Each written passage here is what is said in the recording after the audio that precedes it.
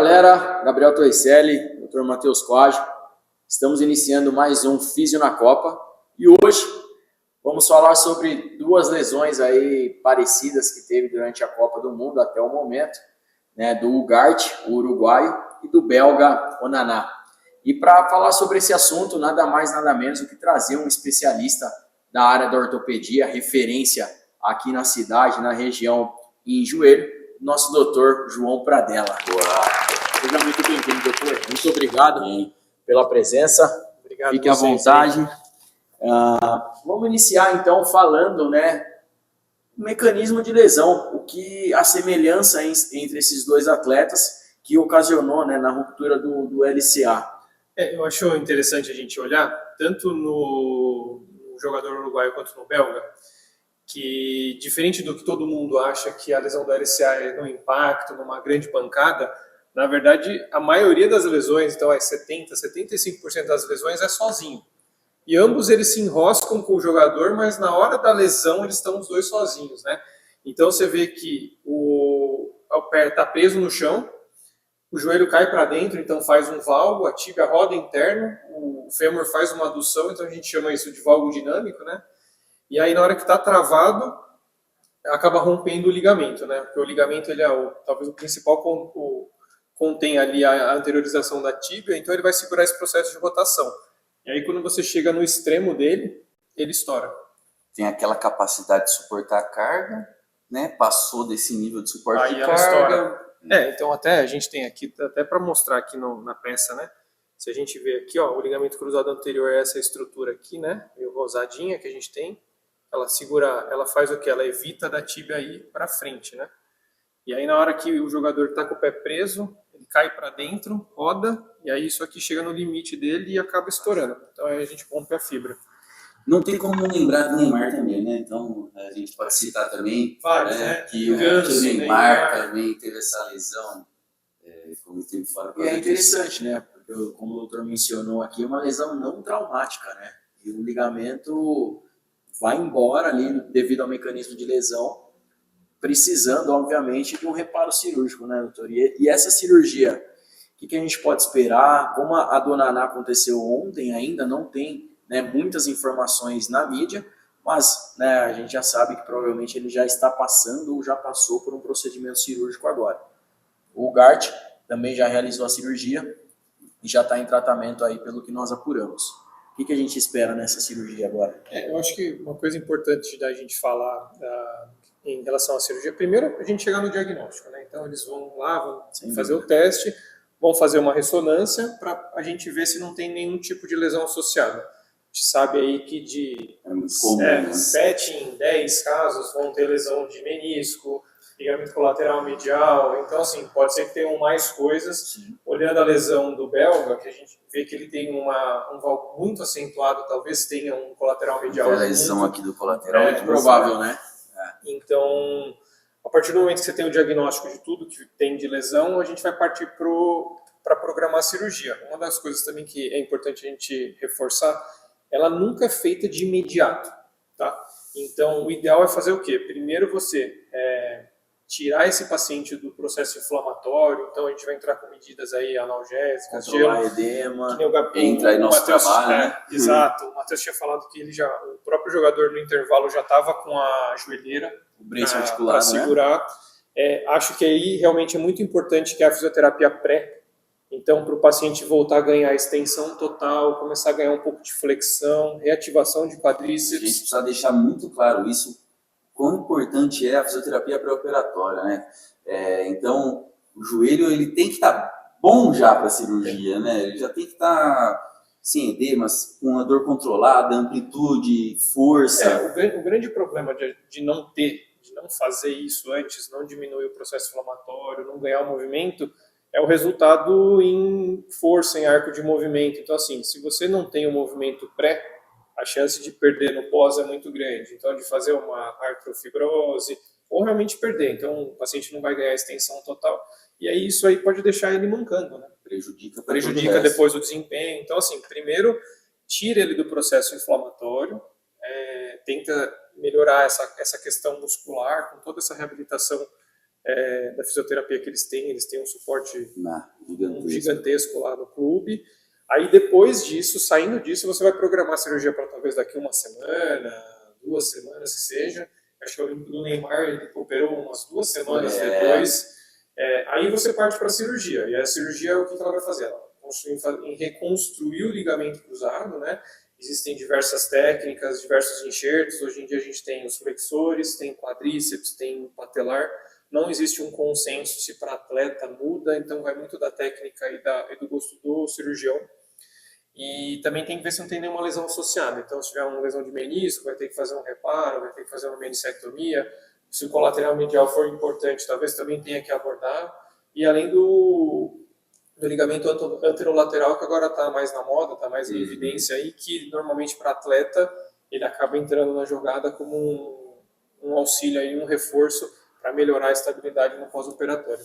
Excelente. E isso tudo, né, interfere diretamente no processo de reabilitação pós-operatória, né, Matheus? Com certeza.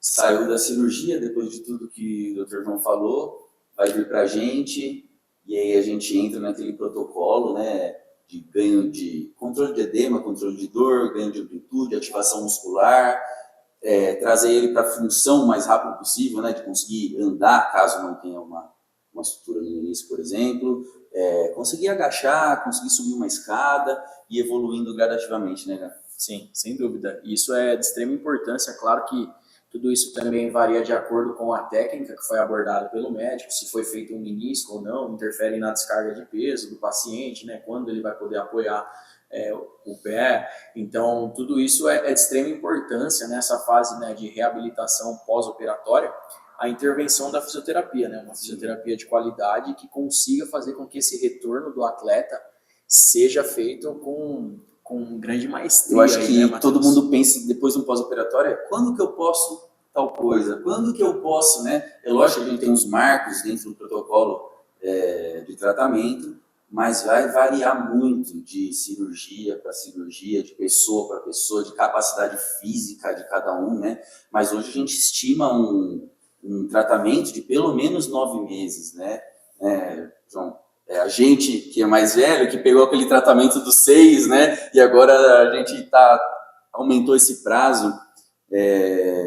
Para vocês, na visão de vocês, dos médicos, o que vocês esperam, né? Durante esse tratamento todo, acompanhando a fisioterapia e o depois da cirurgia, depois do tratamento finalizado, do retorno no esporte, de grau de recidiva, né? O que é esperado para esses atletas, principalmente nesse alto nível? Eu acho, assim, primeira coisa a gente pensar que um erro, na verdade, que até o próprio paciente às vezes pensa, que a cirurgia resolve o problema. A cirurgia é a etapa 1, né? Então operou, legal, agora a gente tem que começar a fazer a reabilitação. E a reabilitação é do dia que operou, pode começar até para frente. Então, assim, não adianta uma cirurgia bem feita com uma fisio mal feita ou uma cirurgia mal feita com uma fisio bem feita. Então, assim, é uma comunhão de duas coisas funcionando muito bem, uma equipe conversando bem junto.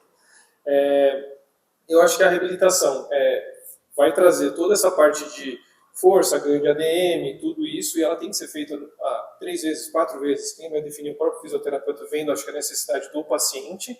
E aí eu acho que diferente do que a gente já viu no passado, que a gente estipulava tempo, 6, 9 meses, hoje em dia você tem critérios mais absolutos, mais objetivos, né? Então, assim, tem retorno de força, propriocepção, estímulo neuromuscular. Então, assim, aí que eu acho que, na verdade, quem vai estimar o retorno é o físio, são vocês.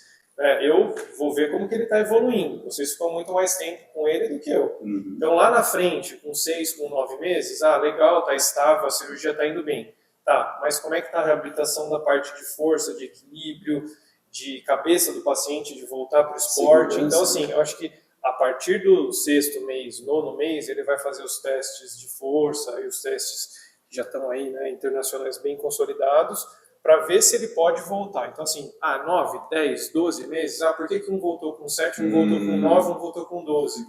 Vai depender do próprio paciente, se ele fez a fisio antes, se ele fez bem depois, se ele está indo bem. Então, assim, eu acho que errado pensar, a fista acabou, não.